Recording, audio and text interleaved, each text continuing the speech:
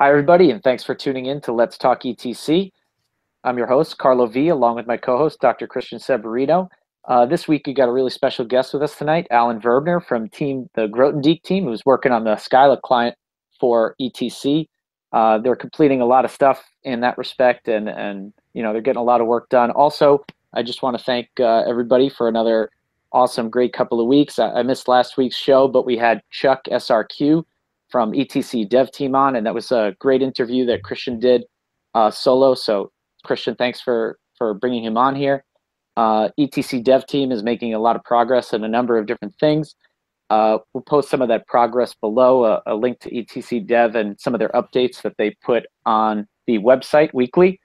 Also, just want to point out that anyone that has any questions about the Grothendieck team, this is Alan Verbner, who's also on the team. Alan McSherry is the team lead. We've had him on the show before. And we're just going to try to keep bringing on people from the Grothendieck team to introduce them to the community so that everybody in the community is familiar with some of the great people in the space that are working on this.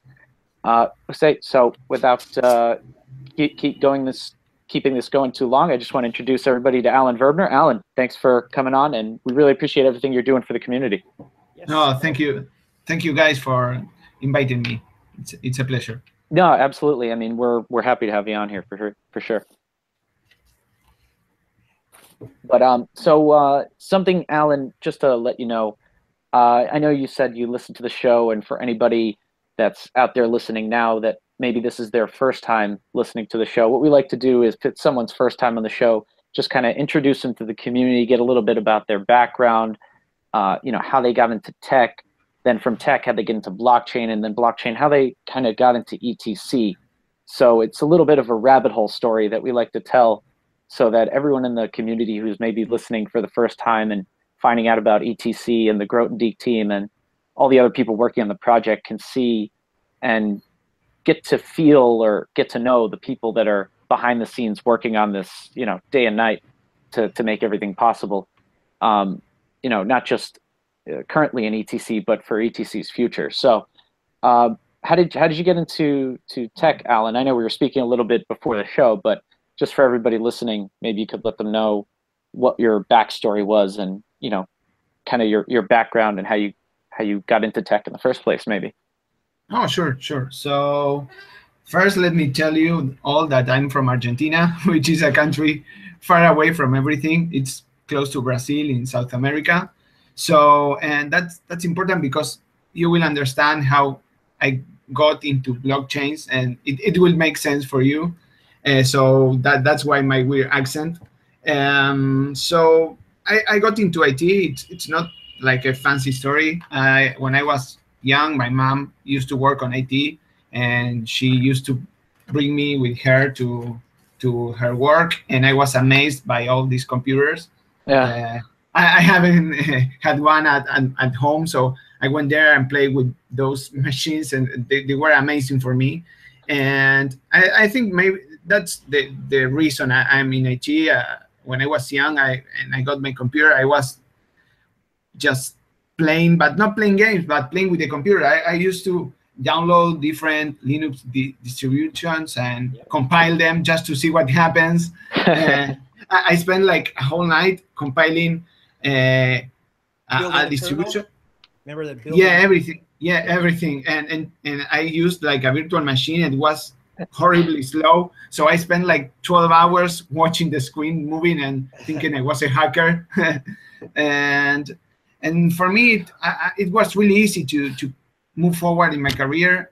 When I went to high school, I picked all the IT classes, and then I went into college, and it was difficult to pick which university should I go. But besides that, I knew that it was going to be related with computers and IT.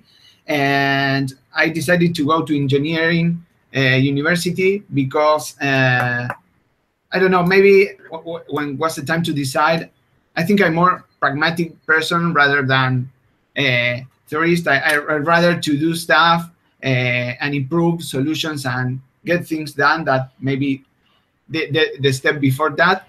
So for me it was like, okay, this is what I should do, because sometimes I had friends like they were not sure about what to study, maybe law, maybe whatever. And no, for me it was like, I knew that I was going to be a software engineer. So yeah, it's really crazy. And it's hard to explain is that it I love this. It makes me really happy. I have three things that I can do every day, which is listening to music, drinking mate, which is an Argentinian drink like tea, and Yeah. coding. I can spend like it's crazy, but I can spend like 12 hours sitting on the chair in front of the computer doing stuff. And my girlfriend goes out, and when she comes back, she sees me in the exact same position, like the time has passed and I'm still there. So it's crazy.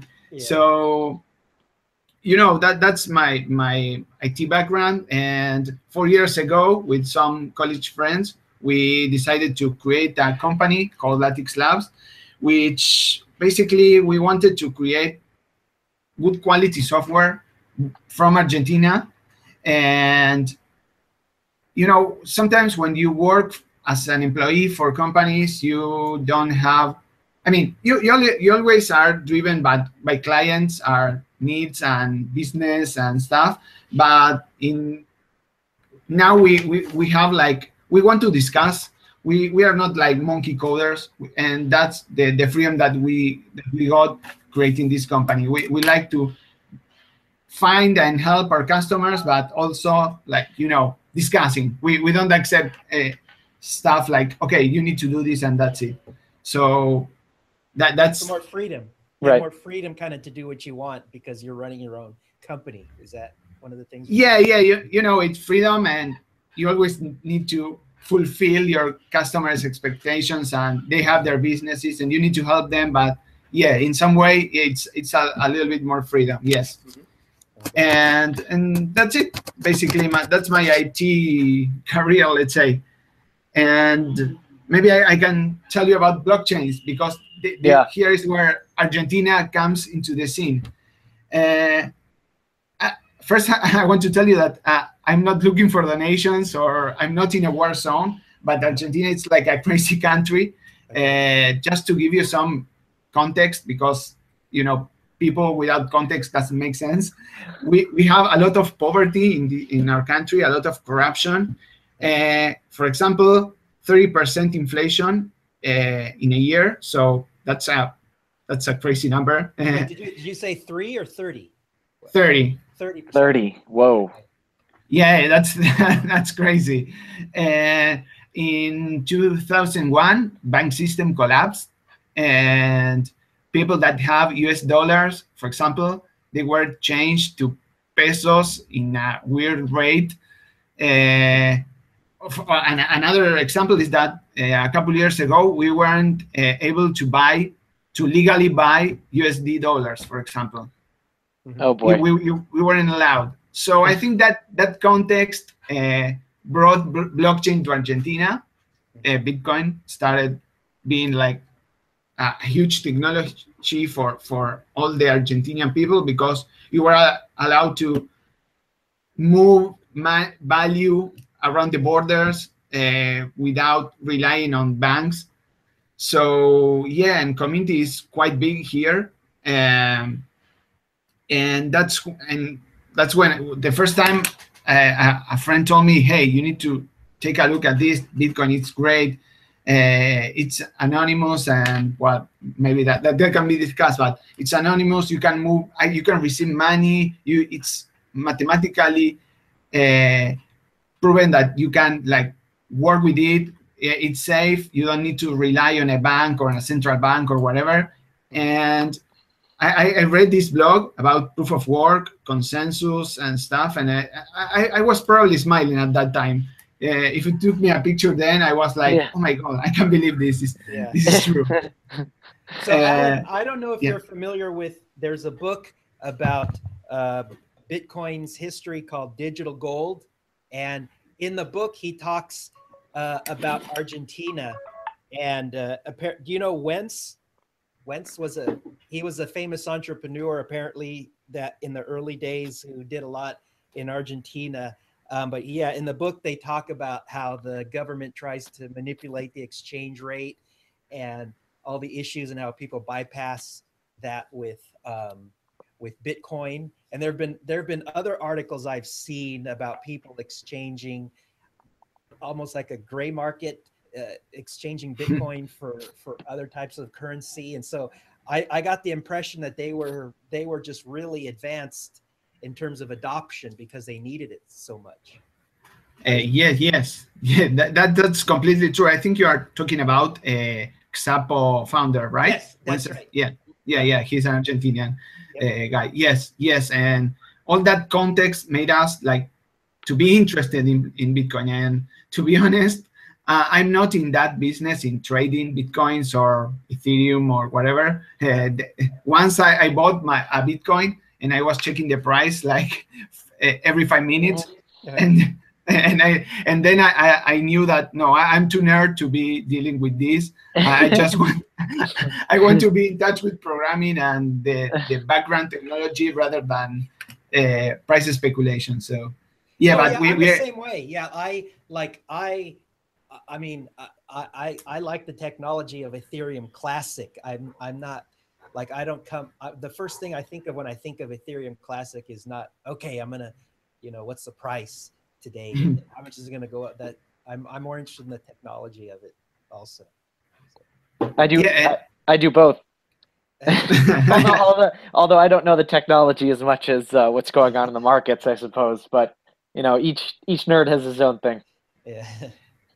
And what's crazy, it's like there are a lot of things we can do with blockchains, and they are related with my context, like corruption, like transparency, like value, save value, transfer value. So for me, it's like, and that's why with my company, we decided to move our office into this space, this crypto hub called Bitcoin Embassy. Let's say it's not a formal definition, but our office is there, so we are within the community. So we believe this is huge. Remind me to send you my crypto prayer after the show. I won't say it on here because it's too embarrassing, but I'll send it to you after. So I'm imagining eventually some of these governments are they're gonna fight back against Bitcoin, right? Because they're losing money. So I don't know if there's going to be some kind of turf war, or they're going to try to outlaw it. What do you think? Any thoughts on what Argentina is going to do? I think they don't even understand what's going on. They say that they're doing stuff, but there is like a gray area here that I don't think they even are taking care of it. So yeah, so it's too early. Yeah, it's too early. So it's a big opportunity for us to do something. Okay. But I'm not sure if Bitcoin is going to be the one that succeeds, or Ethereum Classic, or whatever. I'm really into the technology behind that, and I'm in favor of improving the technology. I was reading an article a couple of weeks ago that was like in my mind since then. It's about that now we are dealing with something called fat protocols, and maybe I didn't understand the article well, but this is the idea I got. Let's think about a big company, anyone you want. For example, Airbnb. Airbnb has built their own business on top of a really thin, or let's say thin, protocol, HTTP. So they have a website, users access it, use it, and that's it.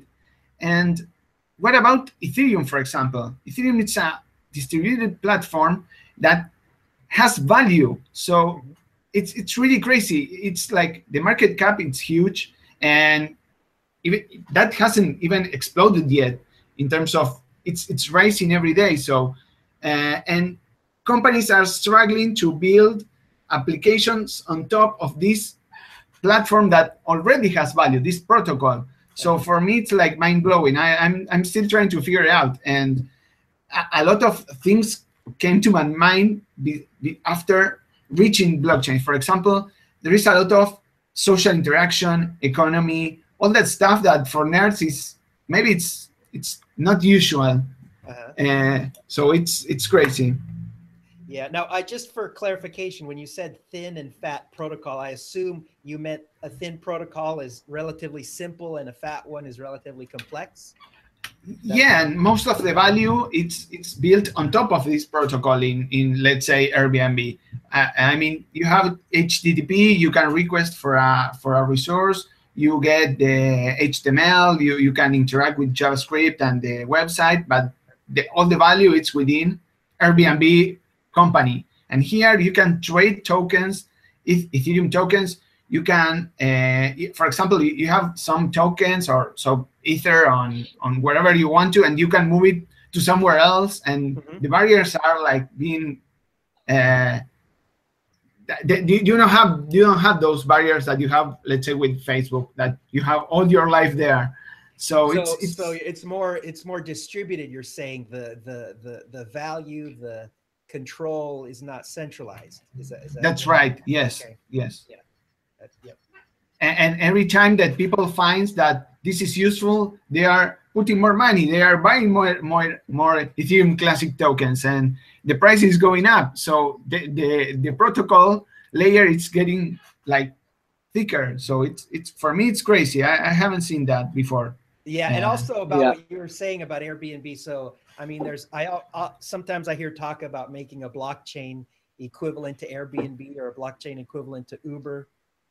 That seems to be one thought process, is converting these old companies to blockchain companies, or smart contracts.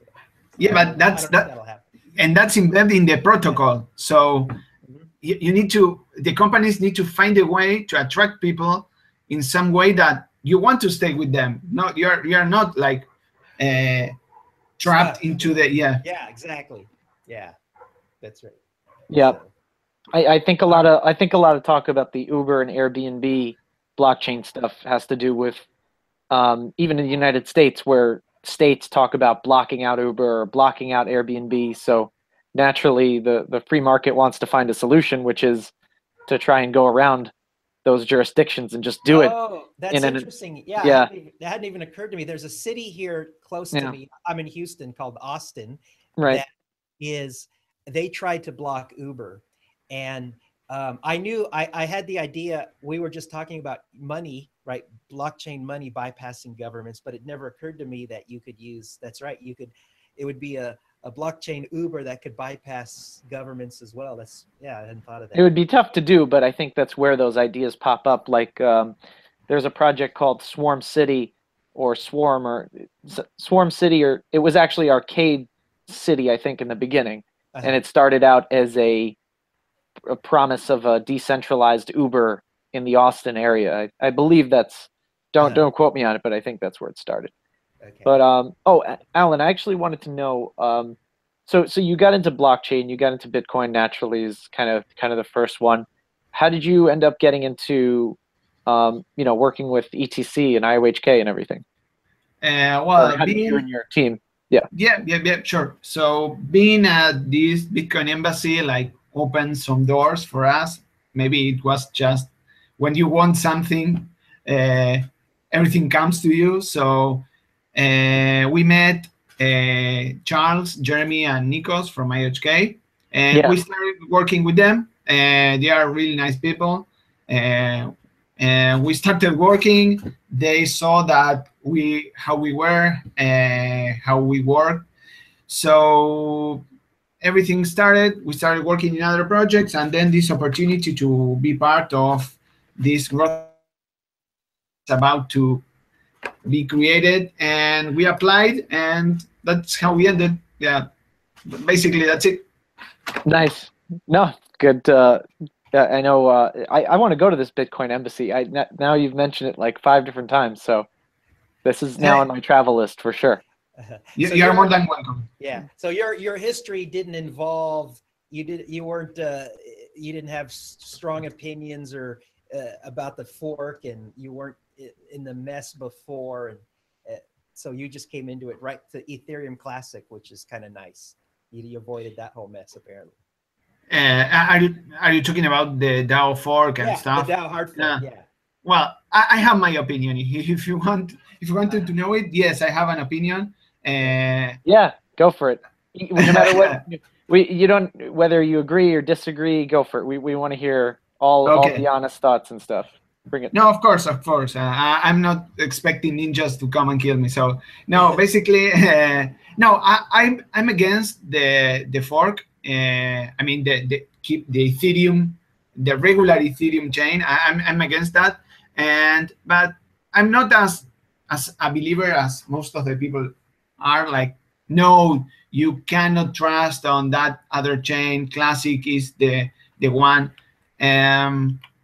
I think that, for example, let's suppose that you have a business, an application that needed the blockchain, and you were like some sort of notary service, and those guys came and say, okay, we were fact, this is wrong, we made a mistake, this bug in the system, we are going to roll back the blockchain. And if I had that business, I would say, no, man, what are you doing?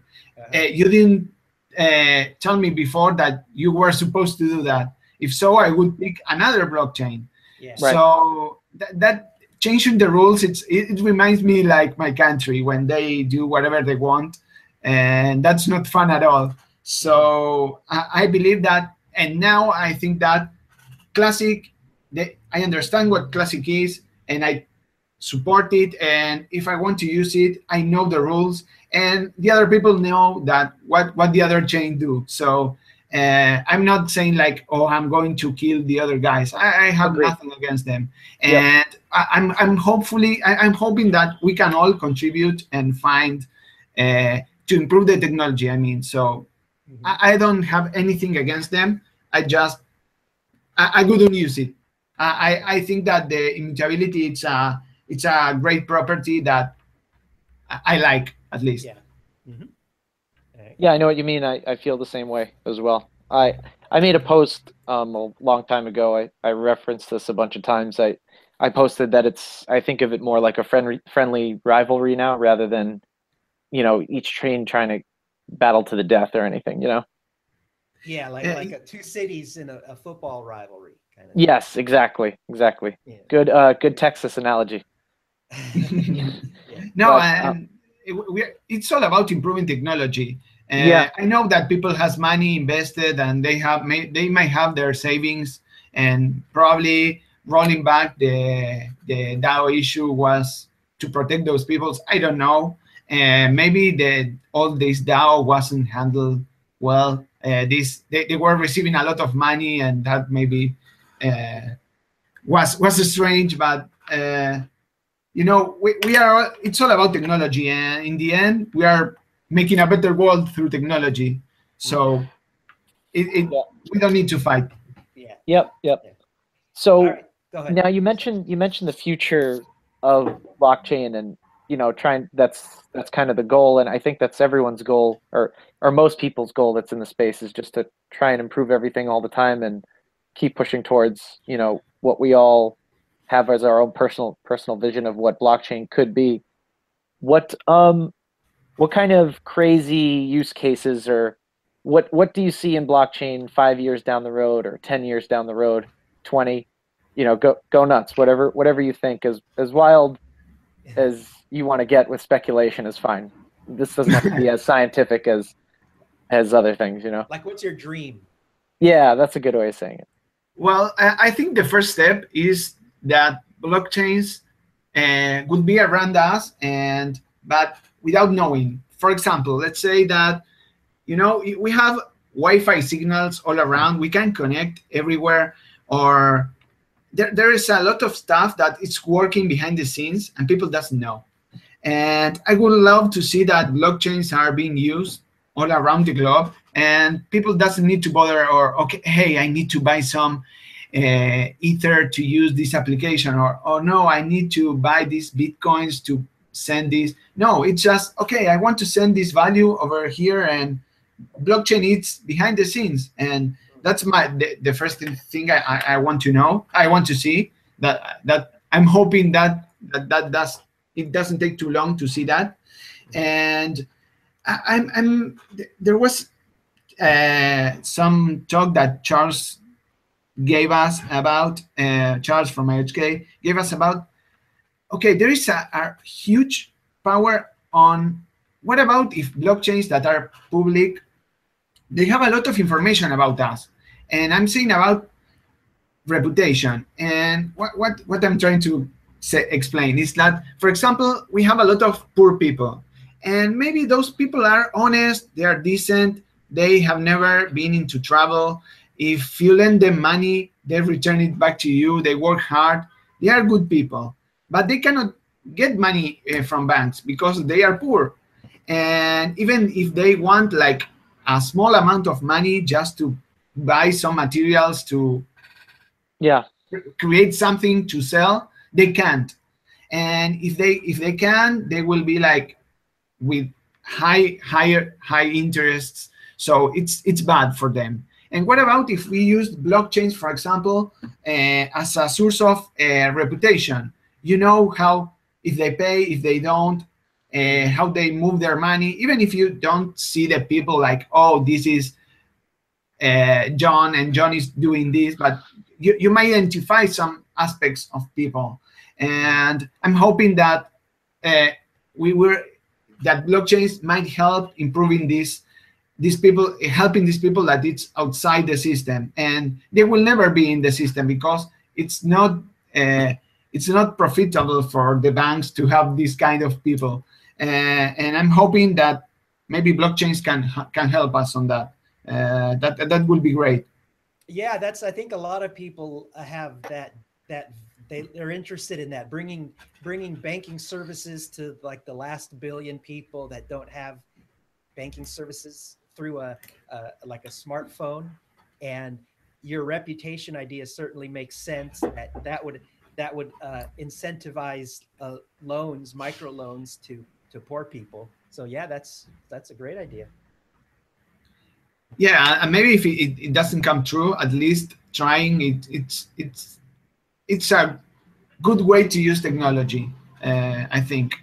Yeah, well, I mean, it's already happening. Like you've heard of BitPesa, right?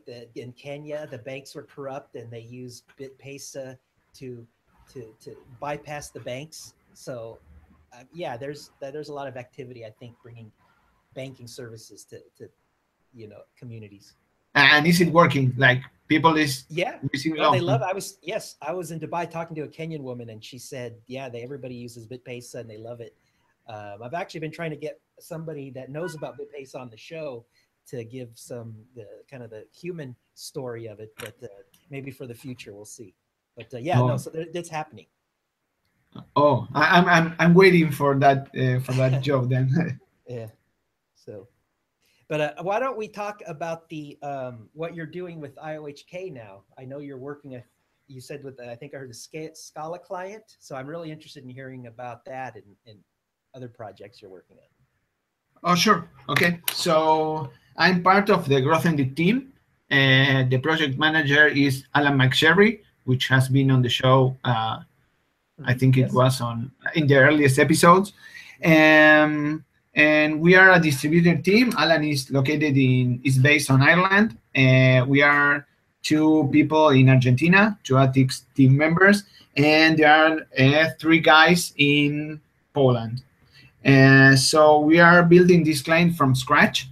I mean, we started, let's say, with a blank notepad and the yellow paper and started coding it.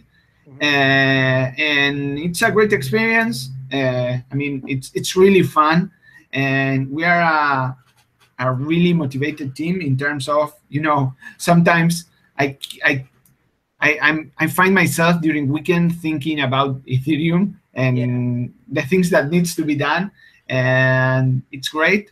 We have met. We have like this meeting in Athens. I think 2 months ago. So we are a great team. We have had our beers together, and it's what amazed me most about this team is that we are fighting to grab the best tasks. Sometimes there are people that say, oh no, I want to do this task, it's easier, and they are lazy. No, we are fighting constantly to get the better tasks. And we are really, really motivated. I think it's because of Ethereum. It's fun, I guess. I don't know. Sure, yeah, no, definitely. No, I when I heard about that Scala client, I was kind of envious. It just seemed really cool to spend a couple weeks, months going through the yellow paper and coding everything from the ground up. And also that was great that, you know, the amount of knowledge you guys are going to obtain from going through that process. You're going to know, you know, basically almost everything. There'll be like no question you can't answer pretty much after you go through that process. So that just seemed like a really great thing you guys are doing. Oh, thank you. No, and it's I mean, we are not like the super experts, but yeah, we have, for example, it was a really fun experience after finishing all this EVM coding and running the whole blockchain through our code. It was really, really fun. We have like it's everything on GitHub. We have a wiki page with all the bugs that we found. You can check it out. It's open source. It's public. You can get into it. You can download whatever you want to. It's free, and it was really fun. It was like playing a video game. Chasing those bugs that's really, really fun. So you have a Scala client. Does it also have a miner? Does it run a full node? Or we have running an integration with ETH miner, and I think that for this next release, this beta release, which is coming in a couple of months, I guess. I don't want to give you dates. I don't want Alan to kill me, but I think we will only be integrated with ETH miner. But the idea is to create a simple miner, maybe to create some private chains and stuff.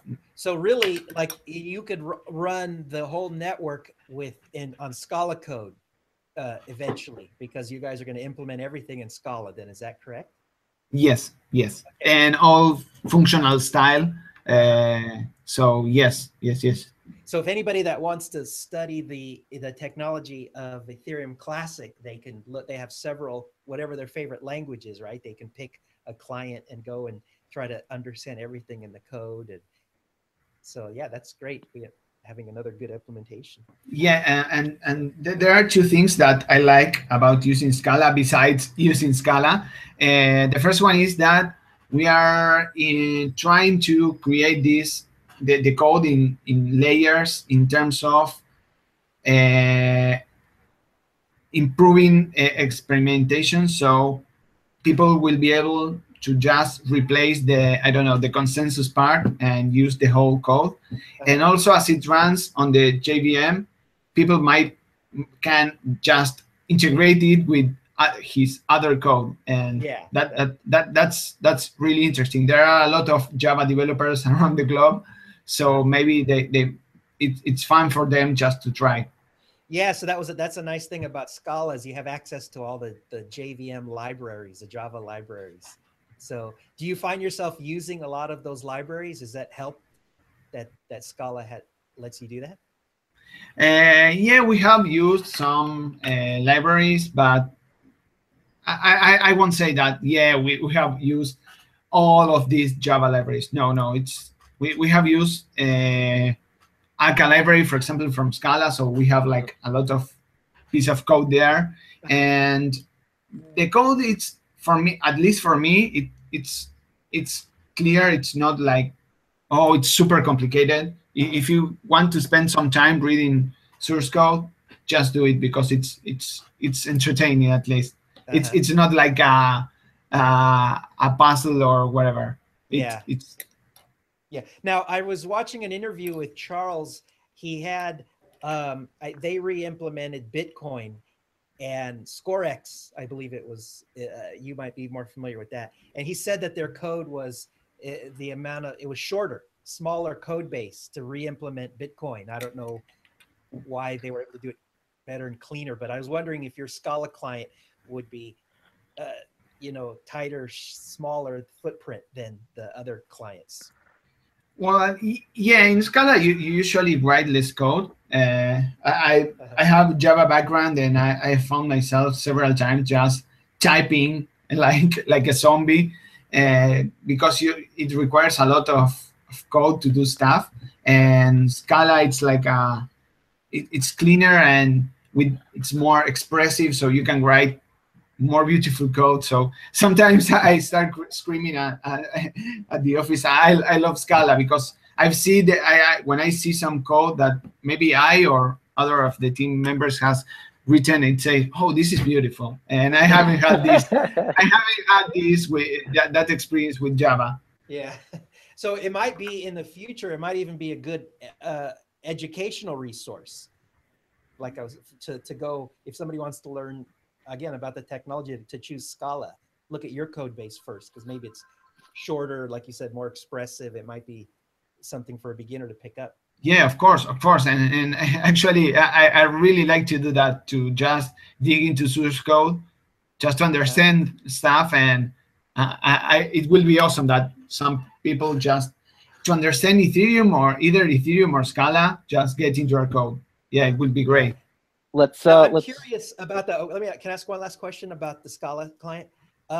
So the yellow paper that's the standard. Did you see any issues when you were trying to integrate with, let's say, the Geth client and parity? Was there any corner cases or really tricky issues trying to make all of them work together?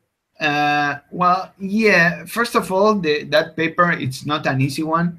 Yes, that's what I was I was getting at too.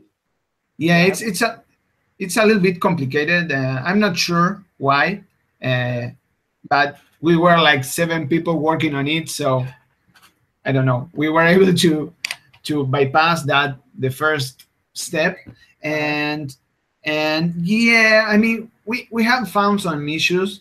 It's hard to maintain a documentation, and this paper clients might have taken some decisions, and it's all about consensus between clients too. Besides the network, you have, I don't know, Geth instances, you have parity instances, and they all need to work. So yeah, we have found some stuff. We have created some pull requests, or we have raised our hand and opened some issues on GitHub, on the yellow paper GitHub repository. And yeah, if I know I said, yeah, we started from scratch, but it's not like you're not inventing the technology. You're just learning the existing technology. Yeah, and we are using, for example, we cannot connect to parity. There is an issue and we weren't able to connect to parity. Okay, let's look into parity code. It's not like we are not going to look at Geth or parity or Ethereum J or any other implementation. No, that's not. We don't have anything against them. They are really, really good implementations. A lot of effort has been done there, but yeah, is the yellow paper complete? Does it account for all the different corner cases? Because if the yellow paper has everything, there shouldn't be any issues integrating with the parity client or the Geth client, right? Yeah. Theoretically. Yeah, Right. theoretically. Yeah. I was just trying to get us. What do you think of the yellow paper in general? I guess is what I was getting at. Do you think it was pretty thorough, pretty complete, pretty? It's quite extensive, but I think it's hard to read. So maybe you might miss some details because it's hard, not because I would have written it more simple, in a simple way. But a lot of effort has been done there yet. So I don't want to say, hey, this paper is like, it's bad. No, not at all. But yeah, some improvements can be done. But all the other clients have gone through it. So they are not looking to maybe they are not trying to fix those issues in those bugs on the yellow paper. Alan, have you ever seen the visual representation of the yellow paper before? No, I gotta send that to you. It's pretty interesting. Okay, so at least also for someone who reads the yellow paper and doesn't get it at all. I like the picture book, I guess you could say. I wanted to ask this before too, to start the flame war. What's your favorite, or what do you think the best programming language is, in your opinion? Yeah, gotta start that. No, I really enjoy, and I think it's like the best. Okay, the best language is Scala. It's really I enjoy coding in Scala. Maybe when it doesn't work, I really enjoy using it. But you know, I'm not. I don't have anything against any other languages besides PHP. So besides PHP, I gotta. What's wrong with PHP? No, I think it's a little bit old. I haven't get in touch with it for a long time. But no, without jokes aside, I'm pragmatic. So I use whatever works best. And if you say, hey, this is best, this is better. Why? Because this, and this. Okay, let's try it. I'm not a fundamentalist. I'm not like those believers. Yeah. I'm not saying that you can bring any language or whatever and I will say, oh, it's the best. No, I need I need the reasons behind. I need to understand the reasons behind your statements. But once I think they are right, I don't have anything against that. Yeah. So no, I'm not going into that war. Christian thinks PHP is the best. No, that's all. I don't like PHP. No. I'm a Python fan. I wish there was more activity developing Ethereum Classic code in Python, but that's just my opinion. Poor PHP. No one likes PHP. Yeah. But what was I gonna say? What have you ever had to develop anything in a? What's your worst development experience? That's a good one, because I was gonna ask about what's the worst language you've had to use so far, but what's the worst development experience you've had? You don't have to get specific about the project, but if you have anything that went wrong, or just, you know, maybe it was early in your programming days, long time ago, and you didn't know something and you bricked, you know, who knows what. No, I'm not going to rate this because of the project, but when a long time ago, I worked for a company which had a project with this guy that was created. Very I was going to say very vague. Perfect. We worked for a company with a project with a guy. You're about to say how bad the project was, so you keep it very vague. I don't want to get you in trouble. No, and we had to develop this Microsoft Excel plugin to interact with some web services to get some trading data. Yeah. And the product owner was cool. The company, they were awesome. But this project, I don't know. I thought once after some time, I was thinking, okay, I'm doing this, and this won't be used by anyone, and I'm not learning anything. It's just an Excel plugin that will grab some data. And yeah, I might say that's the worst experience in terms of my personal career and my expectation as human being that knows how to code. Yeah. So I'm what's the kind of overall, what would you say, like what percentage of all the things you want to get done with your Scala work is completed? Like at 80%, 70%, or? Well, I don't know. If you're asking about Scala, just Scala, it's difficult because I don't know. I like to think about programming and my programming skills. Well, I guess what I was getting at was like, how close you are to completion in your estimation. That's right. Are you going to finish it and go do something else, or are you going to finish it and then make, research to try to make modifications, improvements, or what's kind of the future? No. I'm not seeing the end of the tunnel yet. There is a lot of work that needs to be done, and I'm happy to be part of that team and continue working on this code base. I'm really happy coding every day on Ethereum Classic. So.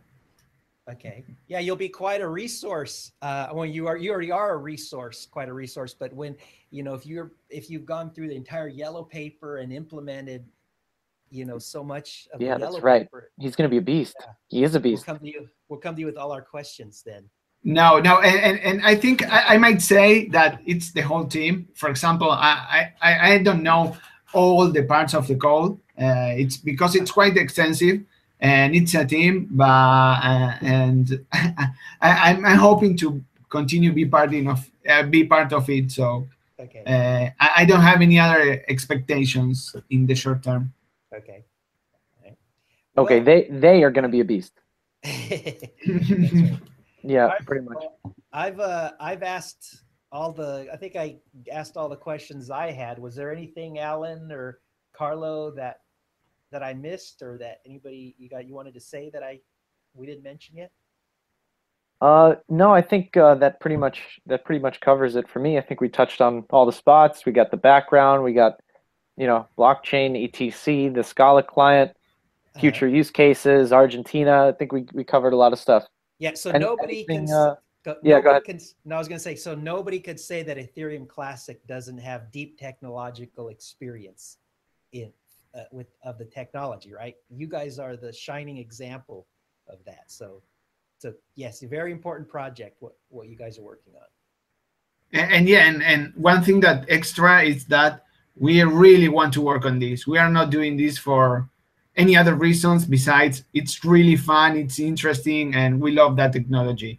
Ethereum Classic is awesome for us. We're really happy. Yep. So. Awesome. I mean, everybody's really happy to have you part of the community. Great to have you on the show. I'd love to, have more of you guys on here to talk more about, backgrounds in the client, ETC, and whatever you guys want to talk about. Actually, I do have one last question. This is goes back to my older sister. She always thought I should throw this on the show. Any books, movies, or anything like that you're reading or watching, shows, or you're just deving nonstop? Yeah, nonstop. I might say yes, but I'm starting to read about money, history of money. It's really interesting. Yeah, we all that are involved in crypto, we end up trying to figure out that. So I'm trying to explore that, and also behavioral economics. For me, it's really crazy to see people being scammed every time and making bad decisions. And it seems like they are being irrational. So I'm trying to figure out that too. You're gonna have to read a lot of books on that. Yeah, it's gonna take you a lifetime to figure that out. Yes. Yes. Yeah, you have your reading cut out for you. If that's your goal, to figure out why people are irrational, good luck to you, sir. Well, I'd rather spend time doing that than reading other stuff, I guess. Yeah, it's fun. I agree with you. I'm a nonfiction person too. So. Yeah, and that's what it's on my mind these days. That's good stuff to have on the mind. But anyway, I just want to thank you for coming on, and Christian, thank you again for I want to say co-hosting the show, but you ask all the good questions, so you're really the host, like 95% of the time. But I just do the introduction and the outro. But in any case, thank you guys for coming on, and Alan, we'd love to have you on again sometime, and hopefully we can get some more great people from the community, from the Grotendieck team, and from ETC Dev on coming up in future shows. Everybody out there who's listening, thanks for tuning in. Until next time, cheers. Bye-bye. Bye, guys. If you are passionate about anything related to Ethereum Classic and you have something to say, we'd love to discuss that with you on the show. We're always looking for interesting guests, so don't be afraid to ask.